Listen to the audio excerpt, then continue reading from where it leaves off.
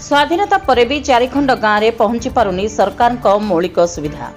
कोरापुट जिला पट्टांगी ब्लॉक अंतर्गत तलगलुरु ग्राम पंचायत अधीन चारिखंड गाँव में स्वाधीनता पाइबार दीर्घ वर्ष पर सरकार मौलिक सुविधा पहुंची पारुनी।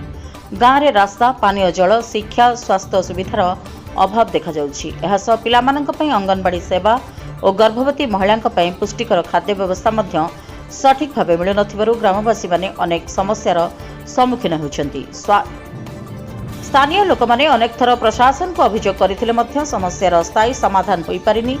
विकासर विभिन्न योजना कागज कलम रे केवल सीमित रहिथिले मध्य पहाड़ी अंचल रे गाँ मानकु सही सुविधा मिल नथिबारु ग्रामवासी माने दुख असंतोष प्रकाश करिसन्ति। स्वाधीनतार एत वर्ष पर मध्य जदि एभली अंचल रे मौलिक सुविधा पहुंची पारुनी तेबे यह प्रशासन कार्य प्रणाली उपरे एक विराट प्रश्न उठाउछि बोली लोक माने कहिसन्ति। एही गाँ मानकर उन्नति पई शीघ्र पदक्षेप निया जाउ बोली ग्रामवासी माने दाबी करिसन्ति। एही अंचलर दुखद कहानी को नहीं पटांगी विधायक तथा विधायक दल नेता रामचंद्र काडाम को पचारिबारु कहिसन्ति सही अंचल रे निहाती पहुंचिबो सरकार मौलिक सुविधा। पर एही विषय पटांगी ब्लॉक गोष्ठी उन्नयन अधिकारी को संघर्ष टीवी प्रतिनिधि पचारिबारु से फोन माध्यम रे कहिथिले जे सही अंचल पई प्रस्ताव पठा जाइछि और खूब शीघ्र समस्यार समाधान कराजिबो।